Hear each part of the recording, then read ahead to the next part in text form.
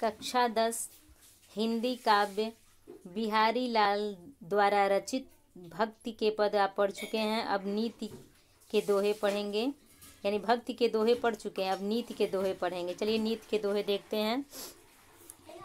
दुसह दुराज पजानु कौ, क्यों न बढ़े दुख दंदु, अधिक अंधेरऊ जग करत, मिली मावस रवि चंद। बहुत अच्छी बात कही गई है। चलिए अब इसके हम प्रसंग को देखते हैं, कठिन शब्दों को देखते हैं, फिर व्याख्या पर ध्यान देंगे। दुसह का अर्थ होता है असहनीय, जो सहन न किया जा सके। दुराज का अर्थ होता है दोहराना, दोहरा शासन कह सकते हो। दुराज का अर्थ होता है दोहरा शासन। दुख द्वंद का अर्थ होता है दुख और कलह। द्वंद माने कलह, दुख तो दुख होता ही है। मावस का अर्थ होता है अमावस्या, ठीक है। और इसके प्रसंग को आप चेंज कर दीजिएगा, लिखिएगा प्रस्तुत पद्यांश हमारी पाठ्य पुस्तक काव्य संकलन से संकलित नीति नामक पाठ से लिया गया है। इसके रचयिता बिहारी लाल जी हैं, ठीक है। प्रसंग में लिखेंगे दोहरे शासन की अव्यवस्था की ओर संकेत करते हुए बिहारी लाल जी कहते हैं या कवि कहते हैं। दोहरे शासन की अव्यवस्था की ओर संकेत करते हुए कवि कहते हैं। क्या कहते हैं? तो व्याख्या में आप लिखेंगे, क्या लिखेंगे? जैसे कहा गया है दुसह दुराज प्रजानु को, क्यों न बढ़े दुख द्वंदु। कहा गया है कि दुसह द्विराज के प्रजा दुखों और संघर्षों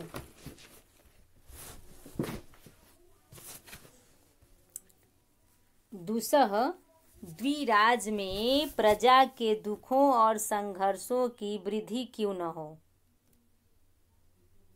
यानी जो दोहरा शासन है वहाँ प्रजा के संघर्षों और दुखों की बढ़ोतरी क्यों न हो, यानी क्यों न बढ़े दुख, क्यों न संघर्ष करें वहाँ की प्रजा।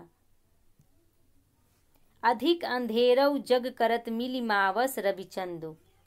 अमावस्या को सूर्य और चंद्रमा एक ही राशि पर अधिकार करके सारे संसार में अधिक अंधेरा कर देते हैं।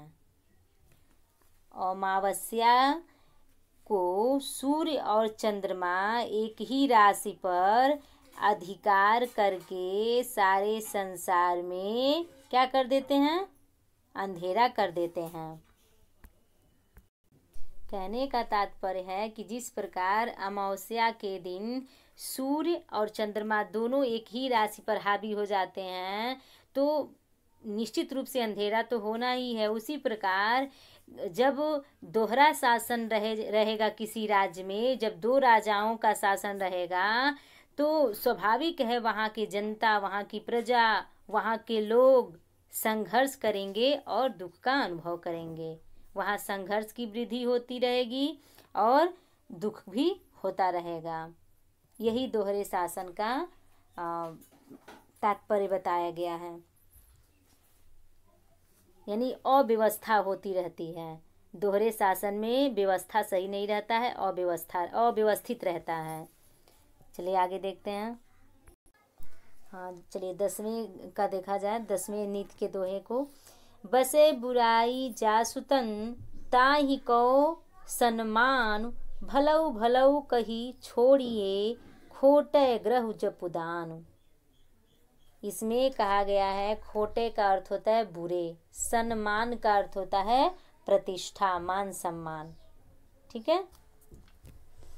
तो चलिए प्रसंग पर ध्यान दीजिए। प्रसंग में आप लिख दीजिएगा कि इस दोहे में बिहारी ने संसार द्वारा शनि, राहु, केतु, मंगल आदि ग्रहों पर व्यंग करते हुए कहा है कि संसार में बुरे व्यक्ति की ही पूजा होती है। शनि, राहु, केतु, मंगल ये सब ग्रह कैसे हैं? बुरे ग्रह हैं। तो इन्हीं ग्रहों पर व्यंग करते हुए संसार के ये उपमा बताया गया है। जो बुरे व्यक्ति होते हैं वह राहु, केतु, शनि, मंगल के समान होते हैं, बुरे होते हैं। उन्हीं पर व्यंग कसते हुए बताया, बसे बुराई जातु तन ताहि कौन सम्मान। यानी कि बिहारी लाल जी कहते हैं कि जो बुरा है, जो बुरा आदमी है, जिसके हृदय में बुराई निवास करती है, बसे बुराई जातु तन ताहि कौन सम्मान, इस संसार में उसी की प्रतिष्ठा होती है।